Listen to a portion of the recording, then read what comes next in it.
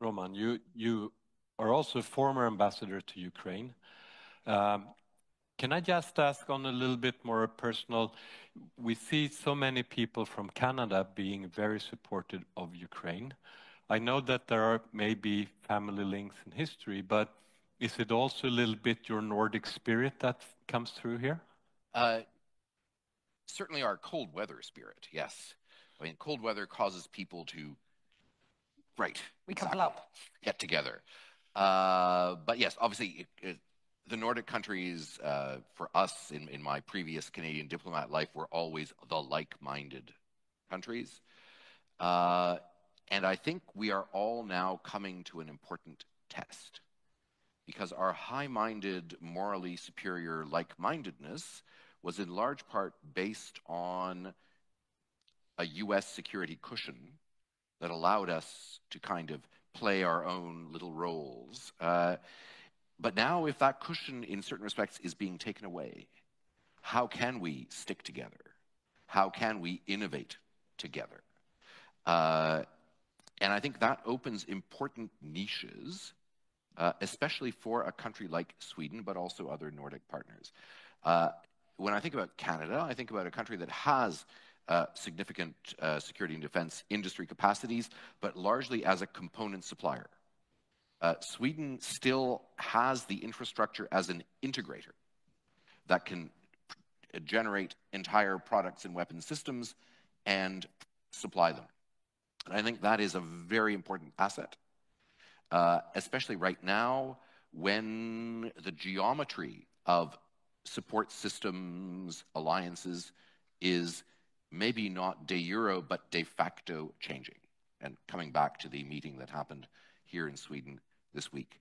So I think you should not underestimate your Swedish and Nordic role.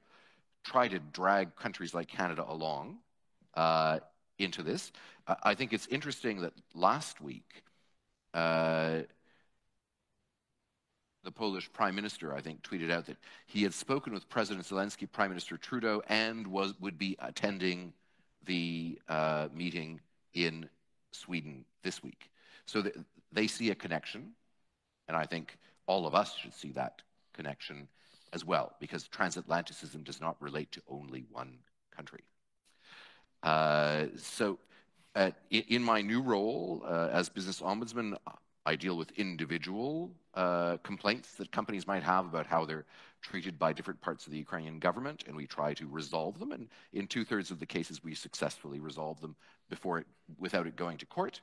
But we also are working on proposing systemic solutions so that those problems don't come up in the first place.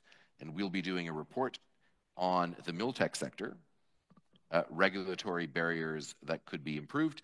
Again, you're saying that, yes, and if you're saying that the Ukrainians are moving 10 times as fast, then they're moving 20 times as fast as Canadian defense procurement, I must say, sadly. But given the situation they're in, they need to sometimes move even faster. So we're working on that, but we'll be very interested in your report and what it says about innovation and the links that need to be developed, because we need to think in new ways. We need to break out of these 40, 50-year-old encrusted ways. I mean, it's very good for militaries and others to have traditions, but it's also very important to react to what's happening here and now. And the war in Ukraine is a globally transformative event. It's not a regional conflict.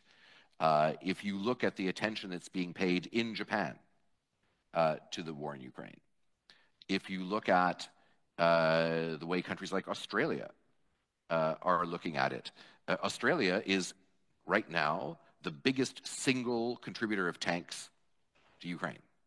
They are donating all of their soon-to-be-retired Abrams tanks to Ukraine.